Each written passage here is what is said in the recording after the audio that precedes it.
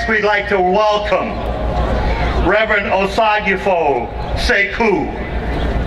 Sekou was raised in St. Louis, beginning his ministry at Friendly Temple Missionary Baptist Church.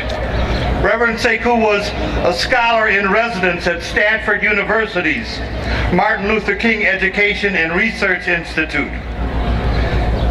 In 2014, before going to Ferguson in mid-August to organize alongside local and national groups, training hundreds in nonviolent civil disobedience.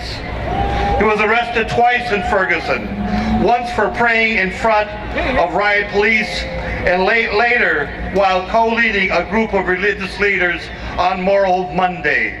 Let's welcome Reverend Sekou. We have come here this evening to bear witness to an essential truth. And that essential truth is that we have already won.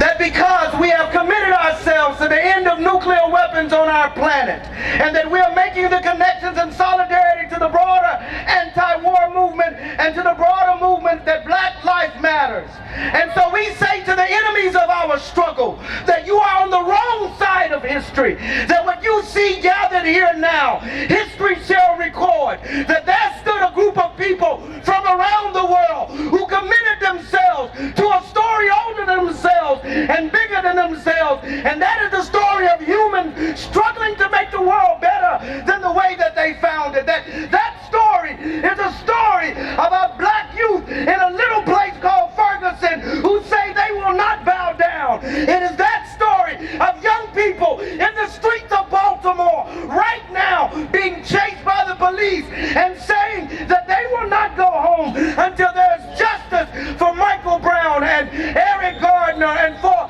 the victims of the bombing in Japan, that we have already won. And the question before us is that do we believe that we've already won? When we leave this place, are we willing to organize? Are we willing to sacrifice? Are we willing to engage in the kind of work necessary to break the back of the American empire? Are we willing to do that work? And to the members of the NYPD, we say to you, you are on the wrong side of history, that you have a moral and ethical obligation to protect and defend Black and brown children wherever they are. And we say to those who support nuclear weapons, you're on the wrong side of history. We have already won. We have already won. We have already won.